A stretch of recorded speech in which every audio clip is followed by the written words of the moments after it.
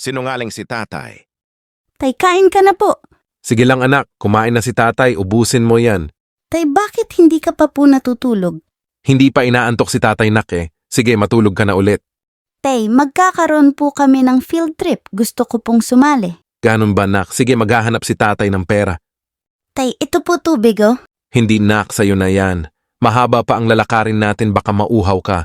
Hindi rin naman nauuhaw si tatay. Tay, nagugutom na po ako. Wala pa po tayong pagkain. Pasensya na anak, hindi kasi ako pinasahod ngayon sa trabaho eh. Sandali, mangungutang si tatay. Hintayin mo ko. Tay, mahirap po ba yung trabaho mo? Lagi ka po kasing umuuwi na pagod na pagod. Hindi nak, madali lang ang trabaho ni tatay. Huwag mo nang isipin si tatay, buksan mo na lang tong dala ko. Sigurado akong matutuwa ka. Wow, bagong tsinelas! Pero tay, maayos pa po ang tsinelas ko. Dapat po ay bumili na lang kayo ng sa inyo. Sira na po ang tsinelas nyo oh. Puro na po alambre tay. Nagagamit ko pa naman to na kaya ayos lang. Yang bago mong tsinelas, susuotin mo kapag aalis tayo. Tay, salamat po sa paghatid. Wala yon anak. Sige na, pumasok ka na.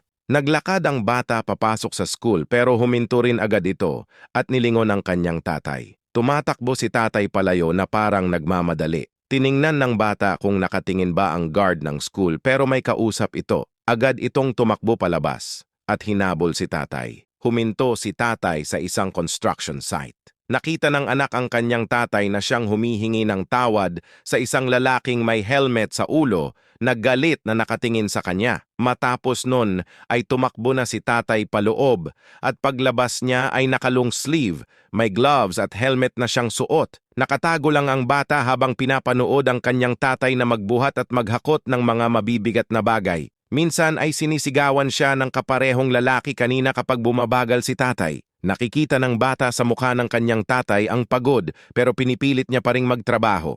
Nang magmeryenda ay binigyan sila ng tinapay pero nagtaka ang bata nang hindi yon kinain ni tatay. Tinago niya ito sa bag niyang sirana. Tanging tubig lang ang naging meryenda niya. Biglang may luhang tumulo sa mata ng bata habang pinapanood ang kanyang tatay. Nang mag-uwian sila ay sinundan ng bata ulit ang kanyang tatay. Pero sa pagtataka ng bata ay salungat ang daang tinahak niya sa daan pa uwi sa kanilang bahay. Pumasok si tatay sa malaking bahay at paglabas niya ay may tulak-tulak na siya na mahabang kariton. May nakalagay doon na 2 basket ng balot, may mga chicharon at itlog din ng pugo. Nakasunod lang ang bata sa kanyang tatay habang tulak-tulak niya ang kariton. Huminto lang siya noong nasa palengke na. Inayos niya ang pagpupwestuhan niya. May mga tao na ring bumibili sa kanya. Sa bawat bibili sa kanya ay binibigyan niya ang mga ito ng matatamis na ngiti. Ngiti na parang walang iniindang pagod. Ilang oras pa ang bata naghintay at kaunti na lang ang tao. Napansin niya ang kanyang tatay na nakayuko sa mga tuhod niya. Naglakad ang bata at huminto lang nang nasa tabi niya na. Kinuha ng bata sa kanyang bulsa ang biskwit na sana ay baon niya. Umangat ang ulo ni tatay at direktang tumama sa bata ang mata ng kanyang tatay. Nagulat si tatay nang makita niya ang kanyang anak. Tiningnan niya pa ang kabuuan ng anak. Huminto lang ang mata niya nang makita ang biskwit na nasa kamay ng kanyang anak, sabi ng anak.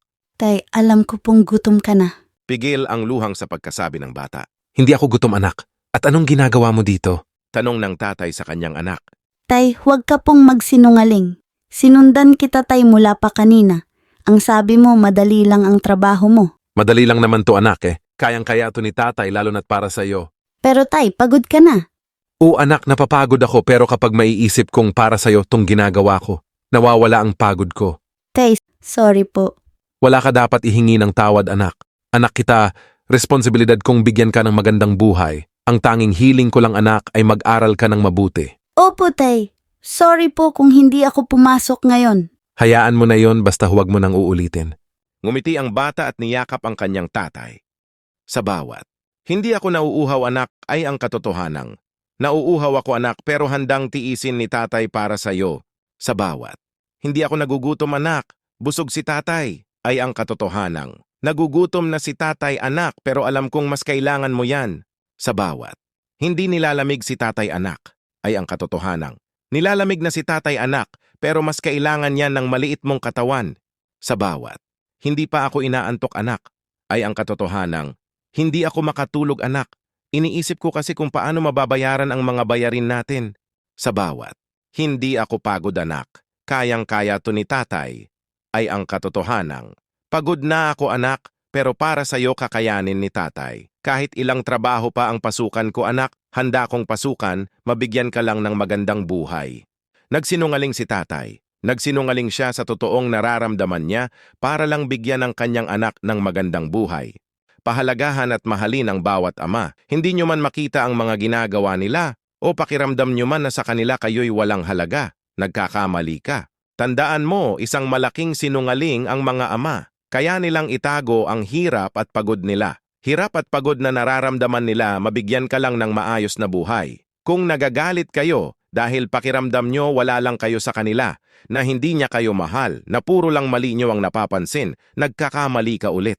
Dahil sa bawat sakit at iyak na nararamdaman nyo, sa tuwing ganun ang iniisip nyo sa kanila, ay dobleng sakit ang nararamdaman nila. Hindi nyo lang alam at makita kasi nga nagsisinungaling na sila tungkol sa totoong nararamdaman nila. Walang makakapantay sa pagmamahal ng isang ama sa anak niya.